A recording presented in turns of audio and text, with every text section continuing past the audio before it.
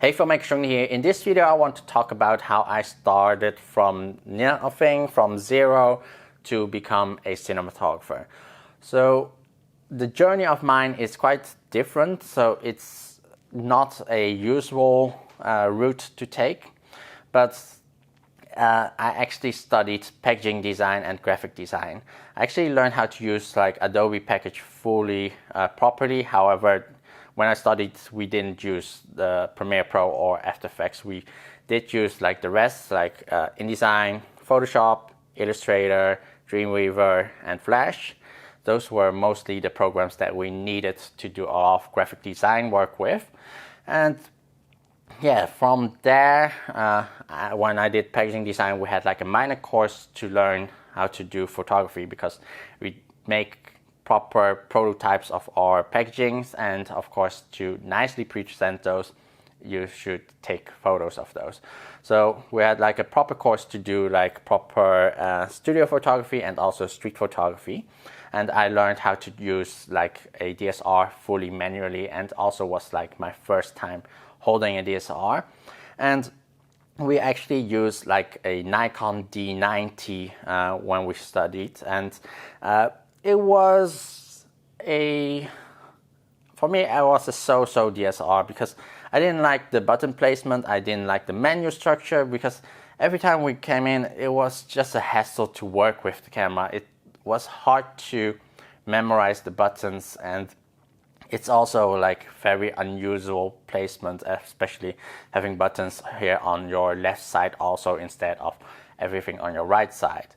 So after the course, it's like we're in the year of 2008, and pretty much after the course I bought my own DSLR, and the DSLR I went with was the Canon 1000D. The main reason why I went for the Canon was at the store I could try it out, and I fell in love with how easy it was to use it. The menu structure was quite easy to understand, and also all the button was reachable with my right hand. I didn't need it to like get the camera off my face to look where the buttons were. I could just hold it and actually easily get the settings that I wanted. And an added benefit was that the lenses from Canon were quite affordable, especially like the 50mm f1.8. The Nifty 50 was really affordable, so I actually quite quickly bought that, and also like a Tamron 70-300, which is also like a really affordable tele lens. And yeah, I did quite a lot of photography with that, and just for fun, just take photos, like just walk around the city and just take photos. And also when there was an event, I would just take photos of those. So I took photos of like marathons and everything, and also parties. And at one of the parties I actually met like one of my current business partners that I now work with, but also he taught me a lot of things about photography at like events, because like taking photos at events is much different than taking photos in a studio or street photography, because you need to learn how to use a speed light and how to do like more proper lighting with that. And like I myself also like learned more basics of those, but also like tried out more crazier stuff like long exposure while using speed lights, and those you can like get pretty cool effects when you're taking photos. And also he taught me how to do filming events. So the first thing he actually taught me was editing. So he said like with the photos of a certain event I took, he asked me to edit that into a video, because editing is actually quite important to learn before you actually start filming anything. So what I actually learned from editing my first video was actually just using photos, statically move or cutting them on the beat. It's just really boring. So I actually learned on my own how to keyframe them, and actually add like Ken Burns zoom in and out, and also like movements to it. And the keyframing was easy to learn because I actually know how to use Flash, and Flash has a timeline where you also work with keyframes. So it was quite easy to learn that and do those animation effects. And pretty much, yeah, that's from there I did like my first video. There'll be a link in the description below, like my first video with photos, and you can see like I added movement so that it's not a boring video that's just static shot after static shot. So it also like kind of changed my style, or actually became my style of filming, to learn like I don't want to keep shots too static, because if I'm just shooting like a still object and hold the camera very static, it would look like a photo, and I wanted to avoid doing that the whole time. So from there I did event filming. So then he taught me how to use like the proper cameras. So first of all, using like a big ENG camera, learned to use those cameras, how to use like DV tapes, and those cameras were really actually like interesting to use, because actually are quite good in low light conditions, and of course the long battery life. The only thing was like the DV tapes, it only lasted 1 hour, so you had to like every hour change tape, so you didn't want to waste time when you're filming. So he taught me like also like don't waste too much time, and don't retake too much of the same shot. Learn how to just count to 10 and that be your shot. Go to the next shot that you want, because like later in the edit you don't even need to have more than 10 seconds of the same shot of the same location. So he learned me that for event filmmaking, and was quite interesting, and especially learned how to like conserve the DV tapes, because those aren't that cheap back then, and also you don't want to just do like continual roll and just waste the tapes the whole time. So from there we are talking now about 2009. So in 2009 the 5D Mark II came out, of course, and my business partner actually bought the 5D Mark II, and I was able to borrow it to film quite a lot of events with it. I fell in love with the form factor, because with the bigger ENG cameras, just really heavy and big, and of course you had to, like when putting it away in your bag, it's just you need to carry like a large bag. While with the 5D Mark II you could carry like a smaller bag, and it's much lighter to work with. And even though back then Magic Lantern wasn't out yet, so we had still quite a lot of issues with like colors and everything. So it was like at night it was super reddish and all those kind of issues, but I was at least one of the first persons to use a 5D Mark II or a DSR to film with, and it was actually a good experience for me to learn like what you can do with it, what you can't do with it, how to change like the settings to improve the image quality, and also like how to expose with this kind of cameras. But the main thing with it was still a camera that I had to borrow to use, because like I didn't earn that much that I would able to buy a 5D Mark II for myself, because I was also living on myself.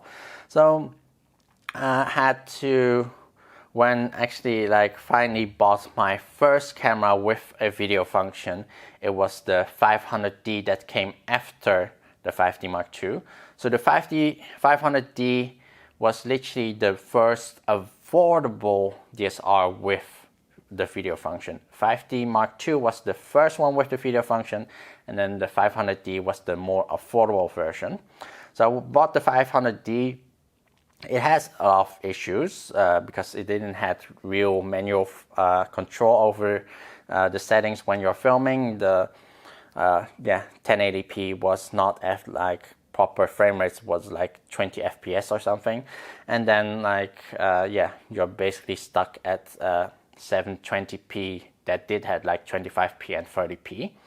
But back then it was 2009, people were still uploading 720p videos, because like bigger videos were really heavy to upload, so using 720p was still okay back then.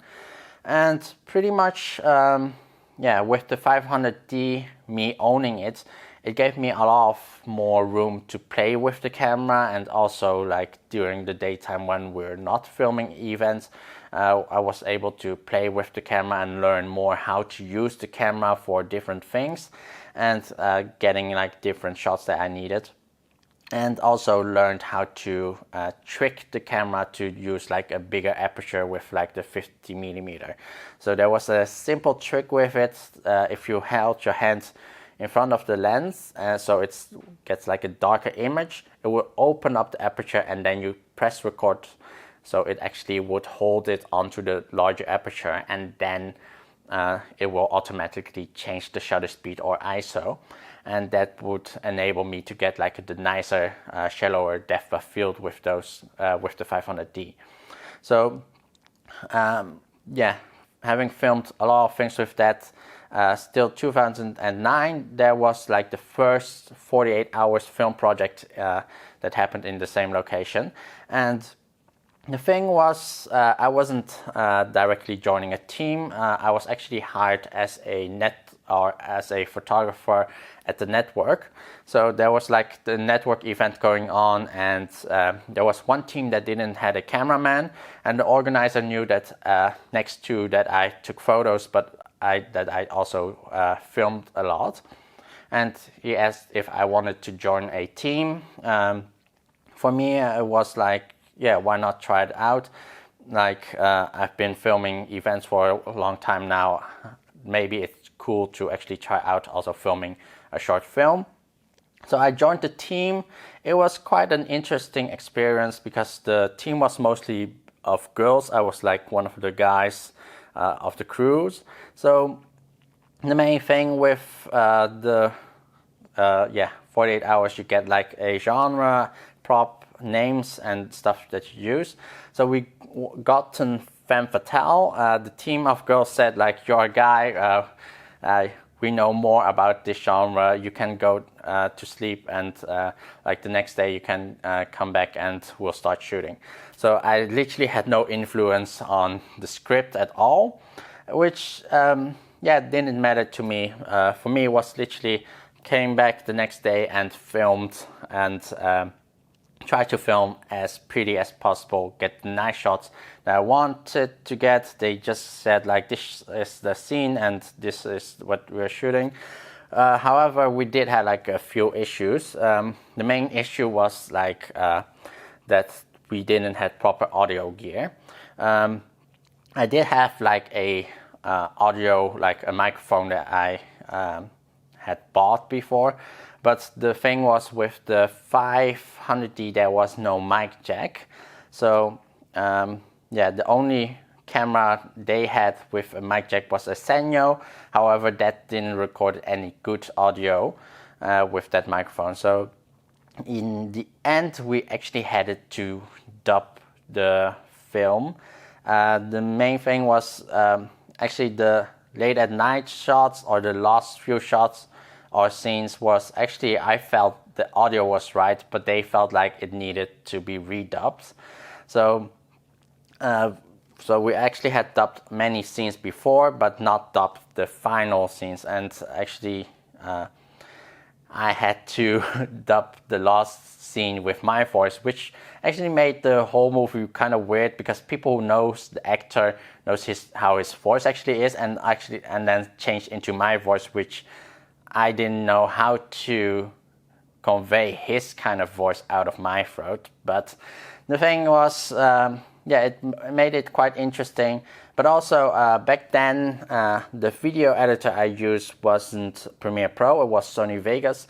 So I actually learned also how to match voices. So even though we tried to dub it as matching as possible, but the problem is like, we're not professional voiceover people, so we try to dub it as closely matching as possible. But in the edit, I actually cut up the voice quite a lot and actually matched the speed and changed the tonality or pitch of the voices to keep the pitch the same, and it actually worked quite well. So you don't really see like at the female actress that she was dubbed, because actually her voice matched actually quite well, but like yeah, for the rest with the voiceovers was quite well. Actually, like while I was shooting, like I've seen the script, but I totally didn't understand it. It's literally finally in the edit when we had the voiceovers, I finally understand the concept of the video. The video was actually more of a promotional video. It felt like more of like an advertisement saying, this guy's really bad habits, and this girl was like the opposite of it. It's kind of isn't really femme fatale video, but yeah, for me it didn't like. Yeah, I just tried to make most out of it, but yeah, eventually like the movie it looks really nice, especially like the ending shot with the balloon going down and everything. Personally for me, like yeah, I was just trying to get as pretty as possible images with my 500D, and it was really well done, properly exposed.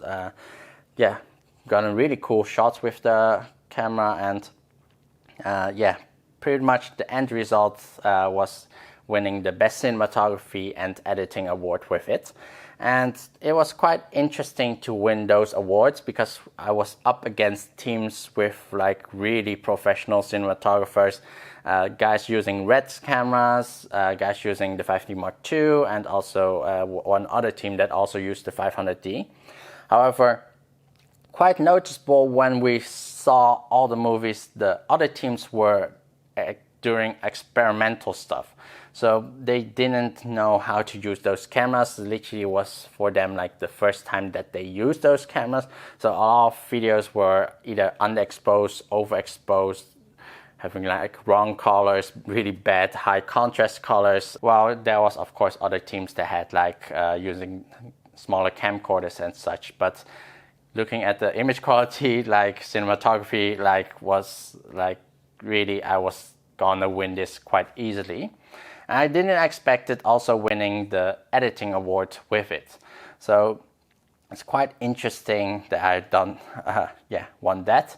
But after that, literally, because of course the other teams had like professional people working on theirs, like after that we won, of course a lot of teams, a lot of people started to contact me for working with them.